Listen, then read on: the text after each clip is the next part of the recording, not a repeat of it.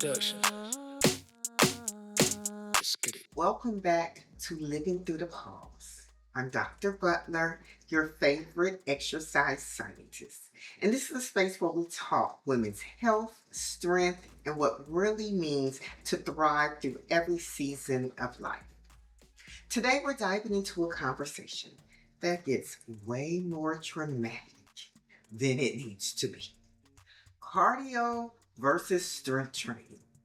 These two modes are treated as if they're rivals, as if you have to pledge allegiance to one and abandon the other. But the truth, the science tells us a completely different story that's far more nuanced and incredibly empowering. Cardio, whether it's running, cycling, swimming, or your favorite dance class, strengthens your heart, boosts endurance, and supports metabolic health. Strength training, on the other hand, builds muscles, protects bone density, improves insulin sensitivity, and keeps your body resilient as you move through midlife and beyond. And when you put them together, you create a training approach that supports longevity, body composition, hormone balance, and overall well-being. It's not a competition, it's a collaboration. Now, here's the problem.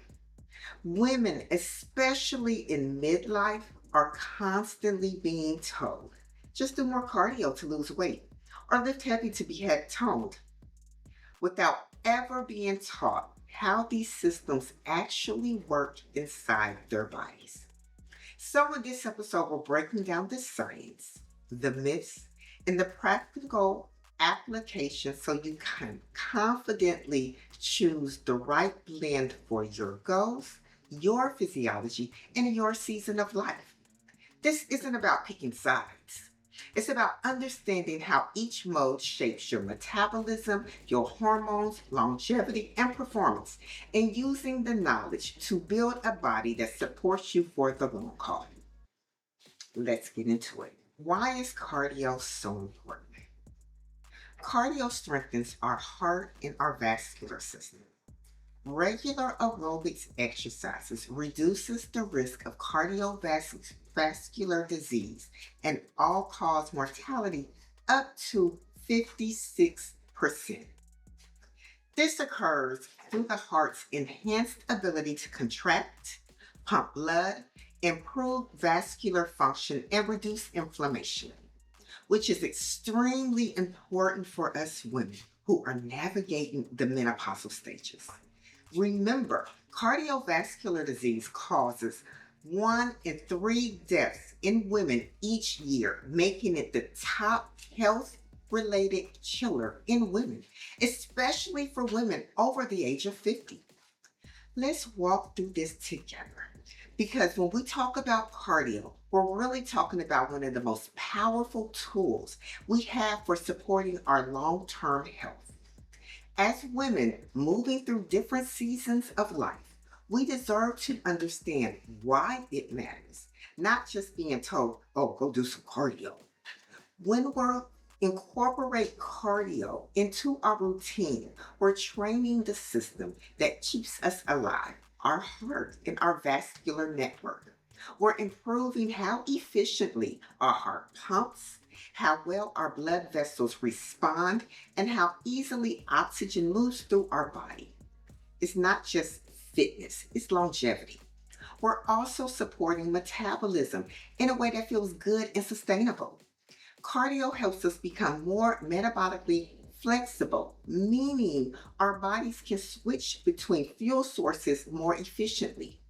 For us, especially in midlife, that flexibility is a game changer for energy, hormone balance, and overall vitality. And let's be honest, cardio makes life easier. Whether we're climbing stairs, traveling, chasing kids or grandkids, or just want to feel good in our skin. Having a strong cardiovascular base gives us the freedom of movement. We get Mental and emotional benefits also. Cardio helps regulate stress, supports mood, reduces inflammation. It's one of the simplest ways we can care for our nervous system. When you and I step into strength training, we're doing far more than lifting weights. We're applying a powerful mechanical stimulus that forces almost every major system in our bodies to adapt. As we challenge our muscles, we're also reshaping the neural pathways, remodeling tissue, improving metabolic efficiency, and strengthening our skeletal structure. Strength training isn't about building muscle, it's about creating a full body transformation from the inside out. When we start a new training program, a strength training program, those first few weeks of progress, we feel that quick jump in strength and a sense of, wow, I'm getting stronger. That's almost entirely neurological. Our bodies haven't built new muscles yet. Instead, our brain is learning how to communicate with our muscles more efficiently. We're literally upgrading our internal wiring. Together, we're teaching our nervous system how to recruit more motor units, those bundles of muscle fibers that control a single motor neuron. As we train, our brain gets better at activating these units simultaneously, tapping into strength we didn't even know we had. We're increasing the firing frequency of those signals.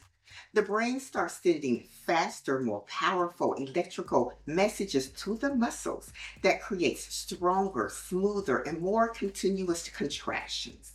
It's like turning up the speed and the clarity on our communication line. And as we keep practicing, our coordination improves.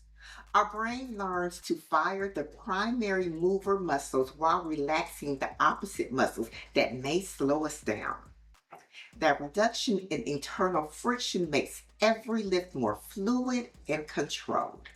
So, in the early weeks, we're not just building strength, we're building communication, efficiency, and confidence in how our body moves. We're training the brain just as much as the body. And that's the most empowering part of the journey we're on together. Strength training directly strengthens our bones, which is crucial for women in midlife. Resistance training improves bone density at the lumbar, hip, and the neck by 1 to 5% in adults over 50. This mechanical loading helps prevent osteoporosis and supports long-term mobility independence. Strength training reshapes nearly every system in our body. The neuromuscular system, we have a better communication and better coordination. Morphological, it increases muscle sizes and fiber density. The metabolic system, it improves glucose handling and protein synthesis. The skeleton system, we have stronger bones and connective tissues. It is a full body transformation from the inside out. You and I need to pause and clear the air because the fitness world has fed us a lot of noise, especially women. Cardio versus strength, fat burning zones, bulky muscles, tone versus built. And somewhere along the way, these myths got repeated so much that they started feeling like facts. But you and I, we're here for the truth and not trends. Now, let me help break down some of the biggest misconceptions that keep women confused, frustrated, and stuck in choosing the wrong approach for their goals. Together, we're stripping away the fluff so you and I can make a decision based on physiology and not fear, not marketing, and definitely not outdated advice. Let's bust some myths. Let's start with the myth. Cardio burns fat while lifting makes you bulky. Now, this is the one of the most persistent, oversimplified myth in fitness. Yes, it is true. You can lose weight with cardio. However, when you lose weight with cardio alone without any resistance training, you're going to lose up to 25% of your precious muscle. That's where the weight loss is coming from. This frequency leads to skinny fat, where you're smaller on the scale, the number is smaller, but you have high body fat percentage and a slower metabolism. I did a video a few weeks ago about skinny fat. If you haven't watched it, I urge you to go back and check it out. Cardiovascular exercises can produce a significant short-term caloric burn, which is helpful for initiating weight loss. However, with strength training, our bodies continue to burn calories 24 to 48 hours post-workout to repair muscles, something that steady-state cardio does not do. Extended periods of steady-state cardio without resistance training can actually lead to muscle breakdown, especially in a calorie-restricted diet. This reduction in lean mass can decrease metabolic rate, making it easier to regain the fat once you're done with cardio. Now let's talk about this fear of becoming too bulky. Do you know how many times women have come up to me talking about they want to be toned, but they don't want to look like me? Baby, I promise you, you will not wake up with more muscles than you want with one workout. I promise you.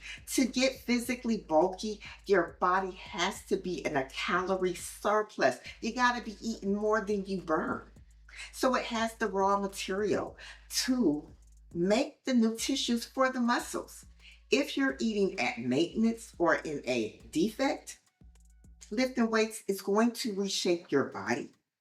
It's going to make you firmer. It's going to reduce body fat, but you're not going to get bulky. Here's another secret. Because we women have a small amount of testosterone, we can only gain so much muscle mass. In fact, most women under optimal conditions only gain about 1 to 2 pounds of muscle per month in the first year of training. You don't have to choose between cardio and strength training. This idea is incorrect and doesn't show how our bodies really work. When we look at our body's function, it's clear that cardio and strength training support each other rather than compete. Cardio and strength training creates completely different structural changes in our body. When you and I rely on one, we're going to end up with a gap in our overall health and fitness. Each modality gives us something essential. When we thrive the most when we use them together. Bottom line, cardio improves heart health while strength training preserves muscle mass and bone density. All concerns we have during the menopausal stages. But there is a plot twist. Strength training also improves our heart. The next myth, strength training doesn't help your heart. For so long, we were taught that cardiovascular health belonged exclusively to traditional cardio workouts like running, cycling, aerobics, all of it.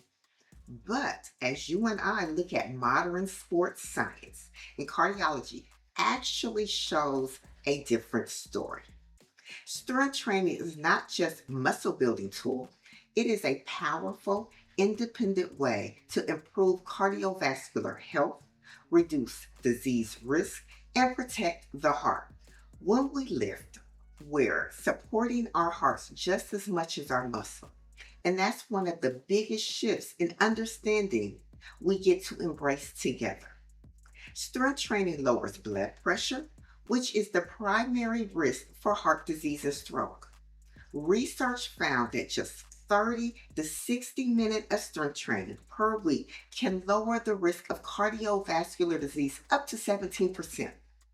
Strength training improves insulin sensitivity, blood sugar control, inflammation, which improves metabolic syndrome risk factors. Remember, metabolic syndrome is linked to increased risk of heart disease, stroke, type 2 diabetes, and cognitive decline. As we can see, strength training has several benefits. If you want to know more about metabolic syndrome, please check out my video, Check the Engine Light. The last myth I want to cover is cardio is the only way to lose weight. Wrong. Fake news.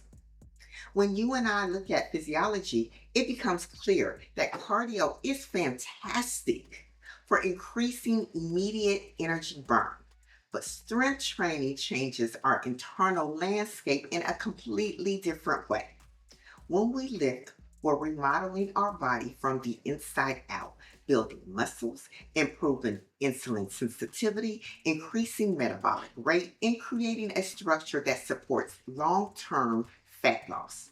Strength training significantly enhances long term sustainable fat loss. Here are some points I want you to keep in mind. Strength training reduces body fat at a higher rate than cardio. Cardio only routines do not build muscles. In fact, over time, they can break down muscle tissue. Cardio burns calories while you're doing the activity. However, strength training continues to burn calories 24 to 48 hours after you're done. The more muscles you have, the higher your resting metabolism rate will be, which means you're going to burn fat at rest continuously. At the end of the day, the most effective strategy for fat loss isn't choosing between the two, it's combining them. Now, let's talk about how you can do that. Strength training provides a structural foundation of muscles, bone density, joint stability, and metabolic efficiency. Cardio gives us the engine, heart health, endurance, oxygen utilization, and recovery capacity. When we combine them, we're training both the hardware and the software for the body. For women in midlife, this blend becomes even more important. Strength training supports insulin sensitivity, muscle retention, metabolic rates, and all areas that naturally decline during menopausal stages of the hormonal shifts. Cardio helps regulate cortisol, supports mood, and improves cardiovascular markers that become more critical when estrogen declines. Together, they create a training approach that honors our physiology instead of fighting it. We should be engaging in strength training 3 to 4 times a week. For cardio, we can do moderate intensity, which is a level where you can comfortably carry a conversation but you can't sing. This should be done about 150 minutes per week. That is 30 minutes for 5 days. If you want something a little shorter, do a vigorous intense where you can only say a few words before you need to catch your breath. This needs to be done about 75 minutes a week. So if we break that down, do 25 minutes 3 times a week. As your favorite exercise scientist, I recommend a balance of both strength and cardio. Each modality gives us something essential, and when we blend them intentionally, we create a training environment that supports longevity, hormone balance, metabolic health, and overall vitality. For steady state cardio, try a brisk walk, cycling, swimming, or the elliptical. For high intense cardio, do HIIT, high intensity interval training, on a stationary bike, a treadmill, a rowing machine. Now, for the weight bearing cardio, let's put them both together. The strength training and the cardio. Go for a hike, climb some stairs, do some dance fitness, try a light jog. As we wrap up today's conversation, I want you to remember this. Your body is designed to thrive when you give it the right blend of strength, heart health, and intentional movement. Cardio and strength training aren't rivals, they're partners. And when we use them together, we create a foundation that supports our metabolism, hormones, longevity, and confidence through every season of life. Thank you for spending time with me on Living Through the Pause. I love walking through this science with you, breaking down the myths, and helping you build a body that supports the life you're creating. Please share, like, and comment this video. If you want to stay connected, learn more, or work with me directly, you can find me across all platforms. My website, newsomfitness.com, Facebook and Instagram, LinkedIn, Newsom Fitness. LinkedIn, I'm also on there as Dr. Butler. Reach out, join the community, and keep learning with me. We're in this together, thriving, evolving, and rising through every pause. Don't forget about my Menopause Awareness Resource Fair on October 3rd at Chicken and Pickle. The registration is open for attendees, sponsors, and vendors, and I would love your support. Until next time, stay blessed and encouraged, and I will see you in the next episode.